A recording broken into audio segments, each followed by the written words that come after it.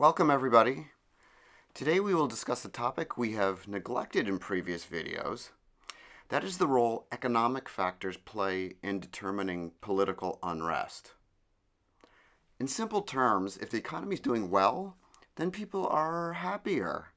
They have more money to spend and see a brighter future for themselves and their children.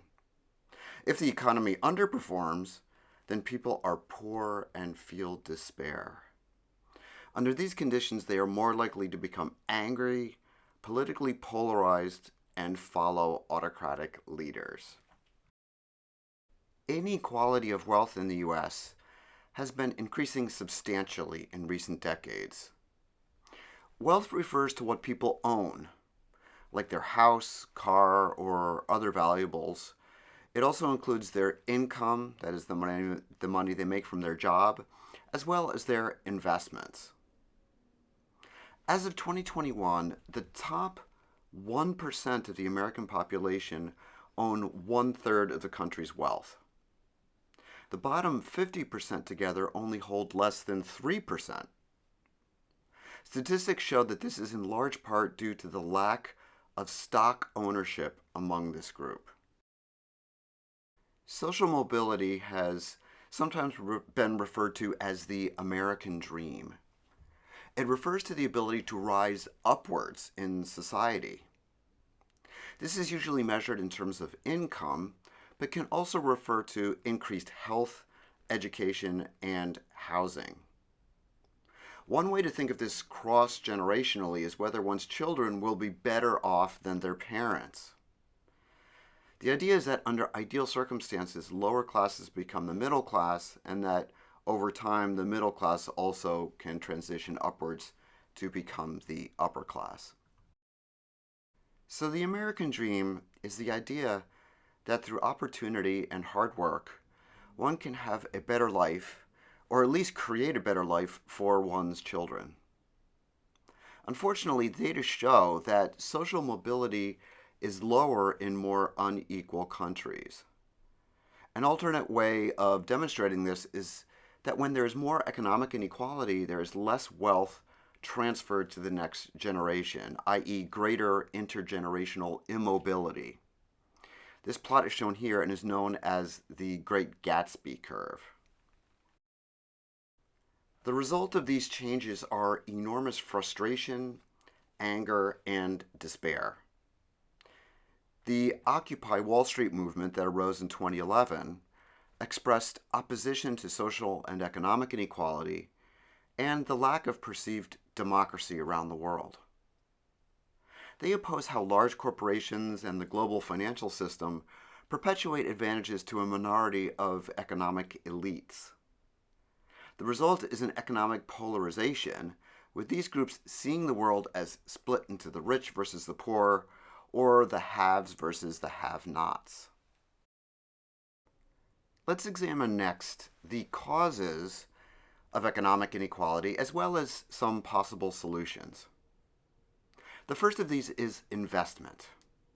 One of the major causes of inequality is that money allows you to make money, and that those who don't have it can't invest in things like stocks or pensions to earn more. All of the money for poor individuals goes to paying bills and not into savings. This would suggest that increasing incomes, and especially the percentage of income that goes to investment among the poor, would be a great help. Then there is regulation. The wealthy are better able to control the political process to their advantage. The oil industry, for example, can afford powerful lobbyists in Congress to pass laws in their favor.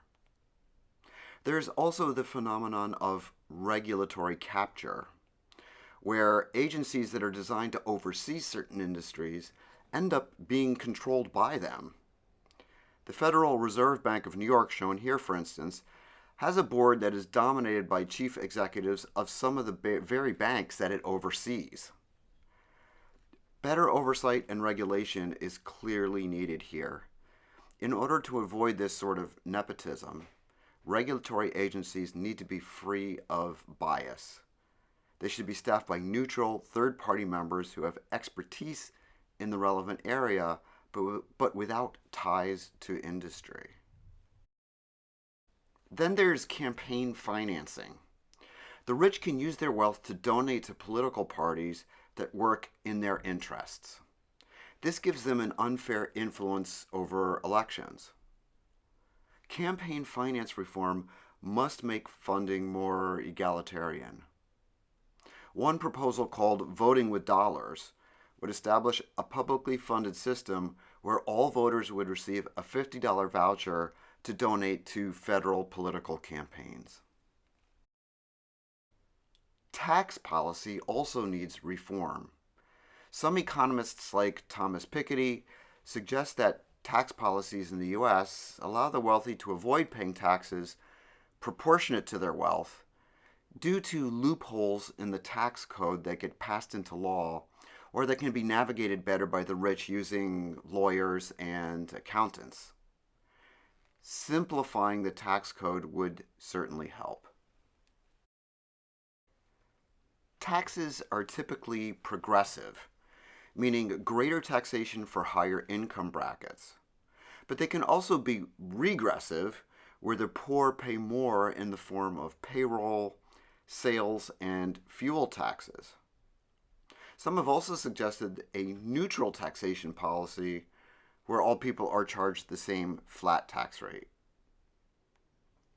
One study found that the U.S. actually does redistribute more of its wealth to the poor than Europe, but there is less economic inequality in Europe because they have been more successful at getting the bottom half of the income distribution to obtain well-paying jobs. Unions have typically allowed collective bargaining to get higher wages and better benefits. The economist Joseph Stiglitz argues that the weakening of unions since World War II correspond to the rise of inequality in the U.S. However, there are many problems with unions. They have been linked to slower reactions to market changes, lower productivity growth, and contractual limitations. Automation has often been cited as a cause of wealth inequality.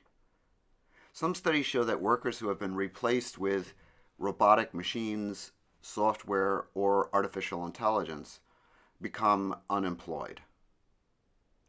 Other studies show that under certain circumstances, this automation can actually produce more jobs. The key here is in retraining, so that companies can retain workers in newly created, higher skilled professions. The achievement gap in education refers to the disparity in academic performance between groups of students as measured by standardized test scores, dropout rates, college completion rates, and other success metrics. This translates directly into economic disparity, as those with higher educations are generally able to get higher paying jobs. A focus on increasing educational performance is therefore necessary. Advocates of the free market argue that wealth creation is a means to minimizing economic disparities.